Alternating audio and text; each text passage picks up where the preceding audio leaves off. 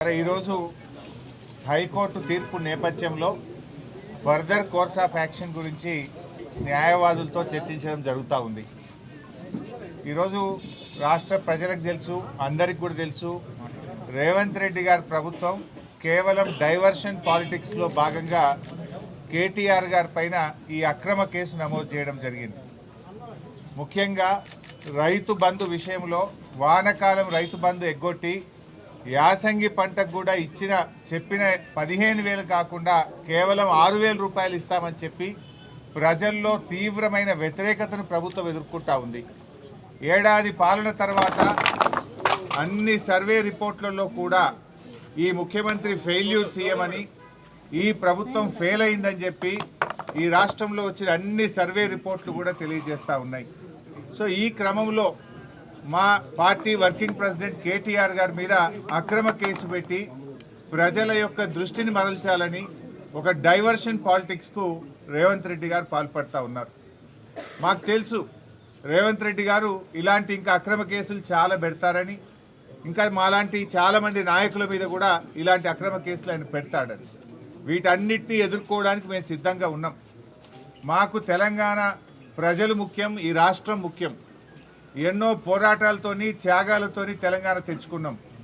తెలంగాణ బాగుండడం, తెలంగాణ అభివృద్ధి చెందడం, తెలంగాణ ప్రజల సంక్షేమం బీఆర్ఎస్ పార్టీకి అత్యంత ముఖ్యమైనది. మీరు ఎన్ని కేసులు పెట్టినా, మా మీద ఇంకా ఎన్ని రకాలుగా ఒత్తిళ్లు పెట్టినా, ఈ రాష్ట్ర ప్రజల కోసం, ఈ రాష్ట్ర సంక్షేమం కోసం మా పోరాటం మాత్రం కొనసాగుతూనే ఉంటుంది. నువ్వు ప్రజలకు ఇచ్చిన 6 గ్యారెంటీలు అమలు చేసేదాకా నీ ప్రభుత్వాన్ని, నిన్ను ఎట్టి పరిస్థితుల్లో వదిలిపెట్టం. రేవంత్ రెడ్డి అనుకుంటున్నాడు బ్లాక్మెయిల్ రాజకీయాలతోనో, అక్రమ కేసులతోనో, అరెస్టులతోనో తన ప్రభుత్వం యొక్క తప్పిదాలను కప్పిపుచ్చుకుంటానో, మమ్మల్ని మానసికంగా బలహీనపరుస్తానని అనుకుంటా ఉన్నాడు. కానీ మేము మరింత బలంగా పోరాడతాం తప్ప ఎట్టి పరిస్థితుల్లో నీ అక్రమాలను కానీ, నీ 6 గ్యారెంటీల అమలుపై నిన్ను ప్రశ్నించడాన్ని వదిలిపెట్టే ప్రశ్నే ఉత్పన్నం కాదు. ఈరోజు కేటీఆర్ గారి మీద హైకోర్టులో కూడా వచ్చిన తీర్పు కేవలం విచారణ కొనసాగించడానికే చెప్పింది హైకోర్టు. ఇది అక్రమ కేసు, దీని విచారణ నిలుపుదల చేయాలని చెప్పి బీఆర్ఎస్ పార్టీ తరఫున మేము కోర్టుకు వెళ్ళాం. కోర్టు ఏమి కేసును నిర్ధారించలేదు, ఇది తప్పు జరిగిందని చెప్పింది కానీ శిక్ష వేసింది కాదు. కేవలం విచారణ కొనసాగించడానికి మాత్రమే ఈరోజు కోర్టు అనుమతి ఇచ్చింది. విచారణకు సహకరిస్తాం. ఈ ముందు నుంచి కూడా కేటీఆర్ గారు 100% విచారణకు సహకరిస్తామని చెప్పాం. ఎందుకంటే మేము తప్పు చేయలేదు, అసలు అవినీతే జరగలేదు, రాష్ట్ర ప్రభుత్వం నుంచి 1 రూపాయి కూడా గ్రీన్కో కంపెనీకి చెల్లించలేదు. 1 రూపాయి ఇవ్వలేనప్పుడు అక్కడ అవినీతికి ఆస్కారం ఎక్కడిది? అయినా ఇది ఎప్పుడు జరిగింది? రేవంత్ రెడ్డి గారు ప్రమాణ స్వీకారం చేసిన 3వ రోజే ఆ కంపెనీ ప్రతినిధులు రేవంత్ రెడ్డి గారిని కలిశారు. ఏడాది పాటు నువ్వు ఎందుకు కేసు పెట్టలే? ఏడాది తర్వాత ఎందుకు పెడుతున్నావు? కేటీఆర్ గారు అడుగడుగునా నేను ప్రశ్నిస్తూ ఉన్నాడు, నీ తప్పిదాలను బయట పెడతా ఉన్నాడు, నీ ప్రభుత్వం యొక్క వైఫల్యాలను ఎత్తి చూపుతూ ఉన్నాడు. కనుక ఏడాది తర్వాత దాన్ని బయట పెట్టినావు. నిన్ను ఆ కంపెనీ ప్రతినిధులు కలిసిన విషయాన్ని నువ్వు ఎందుకు బయట పెట్టలే? మీడియాకి ఎందుకు చెప్పలే? అది మేము బయట పెట్టినాం. అంటే దీన్ని అంతా బట్టి చూస్తూ ఉంటే కేవలం ఒక కుట్రతోని ప్రజల దృష్టి మరల్చడానికి ప్రభుత్వం చేస్తూ ఉంది. నిన్నగాక మొన్న ప్రభుత్వం చేతులెత్తింది కదా. ఇవాళ రైతుల విషయంలో మేము రైతు భరోసా సాగు భూములకే ఇస్తాం, 6,000 ఇస్తాం అని ప్రజలను మోసం చేసింది మీరు. ఆ ప్రజల్లో ఆ చర్చ జరిగి ప్రభుత్వం మీద వ్యతిరేకత రాకుండా ఉండడానికి ఇలాంటి డైవర్షన్ పాలిటిక్స్. బట్ అయినా కూడా మాకు న్యాయస్థానాల మీద గౌరవం ఉంది, చట్టం మీద గౌరవం ఉంది. తప్పకుండా మేము అన్ని రకాలుగా దీనికి సహకరిస్తాం. సరే, ఫర్దర్గా సుప్రీంకోర్టుకి అప్పీల్ పోవాలా, ఏం చేయాలా అనే దాని మీద మా న్యాయవాదులు ఇచ్చేటువంటి సలహా మేరకు మేము ముందుకు వెళ్తాం. బట్ మొన్న కూడా మీరు చూశారు, కేటీఆర్ గారు ఏసీబీ ఆఫీస్కి వెళ్ళారు. ఎక్కడ కూడా ఎక్స్టెన్షన్ అడగలేదు, మేము టైం కూడా అడగలేదు. వాళ్ళు నోటీస్ ఇస్తే మేము వెళ్ళాం. ఎందుకంటే తప్పు చేయలేదు కనుకనే ధైర్యంగా విచారణకు కేటీఆర్ గారు వెళ్ళారు. రేపు 9వ తారీఖు పిలిచారు, తప్పకుండా వెళ్తాం. ఎట్టి పరిస్థితుల్లో విచారణకు మేము వెనక వెళ్ళట్లేదు. కాకపోతే ఈ ప్రభుత్వం తీరు బాగలేదు కనుక న్యాయవాదులతో నేను వెళ్తాననే కేటీఆర్ గారు అన్నారు తప్ప దాదాపు 45 నిమిషాలు విచారణకు వెళ్ళడానికి రోడ్డు మీద నిలబెట్టినా కూడా ఓపిక్గా కేటీఆర్ గారు ఏసీబీ ఆఫీస్ ముందు నిలబడ్డారు. దట్ మీన్స్ మేమేం తప్పించుకోవాలని కాదు, ఎందుకంటే మాకు తప్పు చేయలేదు అనేటువంటి పూర్తి నమ్మకం మాకుంది. అక్కడ అసలు అవినీతే జరగలేదు. ప్రభుత్వ ఖజానా నుంచి ఒక రూపాయి పోకుండా నువ్వు అవినీతి జరిగిందని ఎట్లా అంటావు? అవినీతే జరిగిన ప్రశ్నే లేదు అక్కడ. ఈ రాష్ట్రం ఇమేజ్ పెంచడానికి, హైదరాబాద్ బ్రాండ్ ఇమేజ్ పెంచడానికి ఈరోజు ఈ కార్ రేసింగ్ను కేటీఆర్ గారు హైదరాబాద్ తెచ్చారు. బాగా పనిచేశారు. వాస్తవానికి ప్రపంచం మెచ్చుకున్నది, దేశం మెచ్చుకున్నది. మిగతా రాష్ట్రాల ముఖ్యమంత్రులు కూడా ఇది మా రాష్ట్రానికి వస్తే బాగుండని చెప్పి ఇతర రాష్ట్రాలు మనతో పోటీ పడ్డాయి. కానీ కేటీఆర్ గారు ఒప్పించి మెప్పించి మన రాష్ట్రానికి తెచ్చి మన హైదరాబాద్ బ్రాండ్ ఇమేజ్ పెంచే ప్రయత్నం చేశారు. అంతే తప్ప ఇక్కడ అవినీతి జరగలేదు. ఈరోజు కేవలం ఇది ఒక కక్ష సాధింపు తప్ప ఇంకోటి లేనే లేదు. డైవర్షన్ పాలిటిక్స్, కక్ష సాధింపు చర్యలకు రేవంత్ రెడ్డి గారు పాల్పడతా ఉన్నారు. సరే, నువ్వు ఎన్ని రకాల ప్రయత్నాలు చేసినా మా పోరాటం ఆగదు. మా లక్ష్యం తెలంగాణ ప్రజల సంక్షేమం, మా లక్ష్యం తెలంగాణ రాష్ట్ర అభివృద్ధి, మా లక్ష్యం పోరాడి తెచ్చుకున్న తెలంగాణ. కేసీఆర్ గారు 10 ఏళ్ల కాలంలో అనేక రంగాల్లో ఈ రాష్ట్రాన్ని అగ్రభాగాన నిలబెట్టారు. అది కొనసాగింపే మా లక్ష్యం. మేము అధికారంలో ఉన్నా ప్రతిపక్షంలో ఉన్నా మాది తెలంగాణ ప్రజల పక్షం. ఆ తెలంగాణ ప్రజల పక్షాన మేము నిరంతరం పోరాటం చేస్తాం.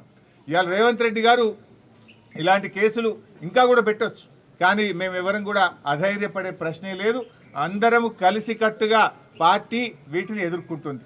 సో కేటీఆర్ గారు కూడా ఆయన సంపూర్ణమైన విశ్వాసంతో ఉన్నారు. మేమందరం కూడా సంపూర్ణమైన విశ్వాసంతో ఉన్నాం. ఈ కేసు కేవలం ఒక కుట్రపూరితమైన కేసు. ఇక్కడ ఎలాంటి తప్పు జరగలేదు కనుక ఆయన కడిగిన ముచ్చంలాగా రేపు బయటకు వస్తారు. మాకు ఆ ధైర్యం ఉంది కనుక, తప్పు చేయలేదు కనుక విచారణకు వెళ్తాం. మేము న్యాయస్థానాలకు సహకరిస్తాం, అధికారులకు కూడా సహకరిస్తాం. మాకు అధికారుల మీద కానీ న్యాయస్థానం మీద కానీ మాకు విశ్వాసం ఉంది. కేవలం రేవంత్ రెడ్డి మీద మాకు విశ్వాసం లేదు. ఆయన ముఖ్యమంత్రిగా తప్పుదో పట్టిస్తున్నాడు కనుక, ఆయన ఆలోచనలు మాకు తెలుసు కనుక, అందువల్ల ఆయన మీద మాకు విశ్వాసం లేదు. కానీ మేము చెప్పాను తప్ప వేరే ఏం లేదు. సో ఇక్కడ ఈరోజు కోర్టులో వచ్చినటువంటిది కూడా కొంతమంది తప్పుడు ప్రచారం చేస్తున్నారు సోషల్ మీడియాలో. ఏదో శిక్ష పడ్డదనో, అసలు కేసే ఓడిపోయిందనో, ఏదో తప్పు జరిగిందనే విధంగా కొంతమంది సోషల్ మీడియాలో కొంతమంది కాంగ్రెస్ పార్టీ నాయకులు పిచ్చి కూతలు కూస్తూ ఉన్నారు. ఇక్కడ చెప్పదలుచుకుంది ఏంటంటే, అసలు విచారణే ప్రారంభం కాలేదు. ఇది తప్పుడు కేసు, దీన్ని క్వాష్ చేయాలని మేము వెళ్ళాం. ఇక న్యాయస్థానం విచారణ జరగాలి అని అన్నదే తప్ప ఇక్కడ తప్పు జరిగిందనో, అవినీతి జరిగిందనో, శిక్ష వేసిందో అనే ప్రశ్నే లేదు ఇక్కడ. కానీ కొంతమంది ఏంటంటే ఏదో తప్పుడుగా సోషల్ మీడియాలో ప్రచారం చేస్తూ ఒక గోబల్స్ను, ఒక తప్పుడు వార్తల్ని ప్రచారం చేసే ప్రయత్నం చేస్తున్నారు. అటువంటి వాళ్ళు అది మానుకుంటే మంచిదని కూడా మేము వారికి హితవు పలుకుతూ ఉన్నాం. సో ఈరోజు తప్పకుండా మేము సంపూర్ణమైన విశ్వాసంతో ఉన్నాం. ఇది ఒక తుఫైల్ కేసు. మా ఆర్ఎస్ ప్రవీణ్ చెప్పినట్టు ఇది 100% తుఫైల్ కేసు. ఫైనల్గా ఇందులో ఎలాంటిది కూడా బయటకు వచ్చేది లేదు. అసలు ₹1 రాష్ట్ర ప్రభుత్వ ఖజానా నుంచే పోయింది లేదు. రాష్ట్రానికి ఆదాయం వచ్చింది తప్ప రాష్ట్రానికి జరిగిన నష్టమే లేదు. రాష్ట్ర ప్రయోజనాల కోసం చేసినది తప్ప కేటీఆర్ గారు స్వంతగా తన కోసం చేసినటువంటిది కాదు. అందువల్ల ఆయన మాకు ఆ విశ్వాసం ఉంది కనుక 9వ తేదీ ఆయన ఏసీబీ విచారణకు వెళ్తారు. వెళ్ళి అన్ని రకాలుగా మేము సహకరిస్తాం. మేము ఫర్దర్గా లీగల్ యాక్షన్ మీద మా న్యాయవాదులు ఇచ్చే సలహా మేరకు మేము ముందుకు వెళ్తాం.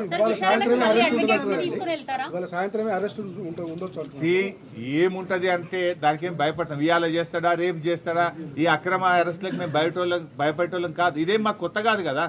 సమైక్య రాష్ట్రంలో తెలంగాణ ఉద్యమంలో ఆంధ్ర పాలకుల మీద చిచ్చర పిడుగులాగా పోరాడినటువంటి చరిత్ర బీఆర్ఎస్ పార్టీకి ఉన్నది. గతంలోనే మేము అరెస్ట్ అయినాం. తెలంగాణ కోసం పోరాటంలో కేటీఆర్ గారు అరెస్ట్ అయ్యి వరంగల్ జైల్లో పడ్డారు. మా నాయకులందరూ కూడా అరెస్ట్ అయ్యి జైళ్ళల్లో పడ్డారు. ఏం జరిగింది?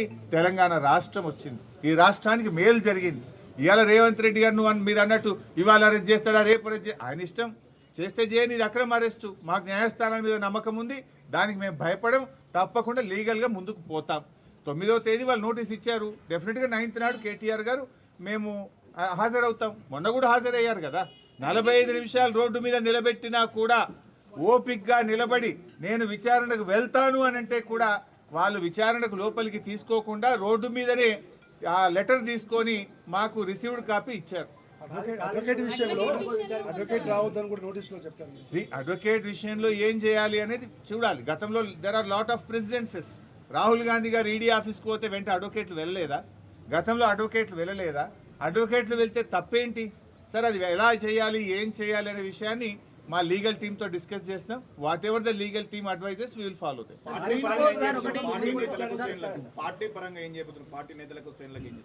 ఏం చేయాలని మేము ఆలోచిస్తాం. మేము కూడా డెఫినెట్గా పార్టీ ముఖ్య నాయకులందరం కూడా ఇక్కడ సమావేశం అయి ఉన్నాం. గవర్నమెంట్ యొక్క చర్యల్ని బట్టి పార్టీ పరంగా మేము ఎలాంటి నిర్ణయాలు తీసుకోవాలనే దాని మీద చేస్తాం. ఒకటి మాత్రం క్లియర్ బై సాబ్, ఆయన అరెస్ట్ చేయని ఇంకా 100 కేసులు పెట్టని రేవంత్ రెడ్డి ప్రశ్నించడం ఆగది. రేవంత్ రెడ్డి ఈ ప్రభుత్వం ప్రజలకు ఇచ్చిన హామీలు అమలు చేసే విషయంలో బీఆర్ఎస్ పార్టీ పోరాటం ఆగదు. We will go on fight. ఆయన మీద పోరాటం చేస్తూనే ఉంటాం, ఆయనను ప్రశ్నిస్తూనే ఉంటాం, వాళ్ళ అవినీతిని బయటపెడుతూ ఉంటాం, వాళ్ళ ఫెయిల్యూర్స్ను కూడా ప్రజాక్షేత్రంలో బట్టబయలు చేస్తాం. ప్రజల పక్షాన, రైతుల పక్షాన, మహిళల పక్షాన, కార్మికుల పక్షాన మా పోరాటం కొనసాగుతుంది. బైసాబ్ దాని మీద నిన్ననే కేటీఆర్ గారు కూడా స్పష్టంగా చెప్పారు. గ్రీన్కో ₹1 రాష్ట్ర ప్రభుత్వం ఇచ్చిందే లేదు. అసలు నీకు ఎవరికైనా కంపెనీకి నువ్వు సాయం చేస్తే వాడు నీకు ఉల్టా పైసలు ఇస్తే అక్కడ అవినీతి.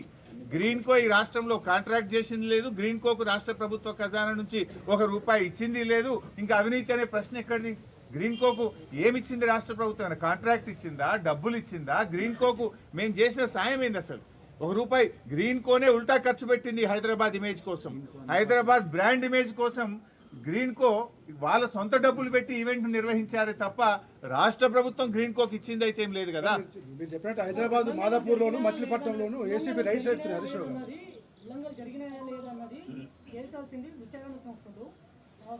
కాకపోతే దాంట్లో కావాలని మీరు వైసాబ్ విచారణ జరగడానికి వెళ్ళింది కదా కేటీఆర్ గారు. ఏసీబీ నోటీస్ ఇస్తే మేము ఎక్స్టెన్షన్ ఇస్తాము, మాకు బిజీ ఉన్నాము, మళ్ళీ వస్తామని కూడా చెప్పలే. వాళ్ళు ఇచ్చిన టైంకు, ఇచ్చిన తేదీకి కేటీఆర్ గారు నిజాయితీగా ఏసీబీ ఆఫీస్కి పోయినాడు. ఎందుకంటే ఆయన తప్పు చేయలేదు కనుక ధైర్యంగా, నిర్భయంగా ఆయన విచారణకు హాజరయ్యాడు. రేపు 9వ తారీఖు పిలిచారు, తప్పకుండా వెళ్తాడు ఆయన. దానికి మేమేం, ఎందుకంటే మేము తప్పు చేయలేదు, ఇక్కడ అవినీతి జరగనే లేదు లేదు లేదు, అవినీతికి ఆస్కారమే లేదు. అందువల్ల ఇక్కడ మేమెవరం కూడా భయపడే పరిస్థితే లేదు. Sorry, Kaleshwaram, that also I will answer. Now we are talking on this issue and some other time I will answer. Greenko company మీద ఏసీబీ రైట్ సైడ్ ఇంకా కోర్టు ఆర్డర్ రాలేదు, హైకోర్టు జడ్జిమెంట్ కాపీ ఇంతవరకు బయటకు రాలేదు. వన్స్ ఒకసారి జడ్జిమెంట్ కాపీ అనేటువంటిది బయటకు వస్తే దాంట్లో ఎలాంటి అబ్జర్వేషన్స్ ఇచ్చారు దాన్ని పరిశీలించి మా న్యాయవాదులు మాకు ఇచ్చే సలహా ఆధారంగా ఎప్పుడు వెళ్ళాలా వద్దా, ఏం చేయాలి అని లీగల్ టీం యొక్క సజెషన్ మేరకు ఆ జడ్జిమెంట్ కాపీ చదివిన తర్వాత మేము నిర్ణయం తీసుకుంటాం. Last question, political motive case అని మీరు అంటున్నారు, అంటే ఆ వెనకాల ఉన్న మోటివ్ ఏంది? గతంలో మీరు రేవంత్ రెడ్డిని అరెస్ట్ చేసి రేవంత్ రెడ్డి అరెస్ట్ కు దీనికి చాలా తేడా ఉంది. రేవంత్ రెడ్డి రెడ్ హ్యాండెడ్ గా నోట్ల కట్టలతో, సంచులతో దొరికింది కదా. అక్కడ నోట్ల కట్టలతోని ఆ డబ్బులు లంచం ఇస్తూ రెడ్ హ్యాండెడ్ గా దొరికింది రేవంత్ రెడ్డి. అసలు ఇక్కడ కేటీఆర్ గారు ఒక మినిస్టర్ గా హైదరాబాద్ బ్రాండ్ ఇమేజ్ పెంచడానికి ఈ కార్ రేసింగ్ ద్వారా రాష్ట్ర ఆదాయం పెంచిండు, ప్రపంచంలో హైదరాబాద్ బ్రాండ్ ఇమేజ్ పెంచిండు. కేటీఆర్ రాష్ట్రానికి మేలు చేసిండు, హైదరాబాద్కి మేలు చేసిండు, అంతే తప్ప రాష్ట్ర ప్రభుత్వ ఖజానా నుంచి ఆ కంపెనీకి నయా పైసా కూడా ఇవ్వలే కదా. డబ్బులంటూ ఇస్తే కదా నీకు ఏదైనా వాపస్ వస్తే కదా అవినీతి అనేది. ₹100 ఇచ్చింది లేదు, చారన్నా నీకు వచ్చింది లేదు, ఇంకా అవినీతి ప్రశ్న ఎక్కడదండి? ఆయనేమో నోట్ల కట్టలతో రెడ్ హ్యాండెడ్గా దొరికిండు. అసలు ఆ కేసుకు ఈ కేసుకు లింక్ ఏముంది? మోకాలకు బోడగుండుకు పెట్టినట్టు. Thank you.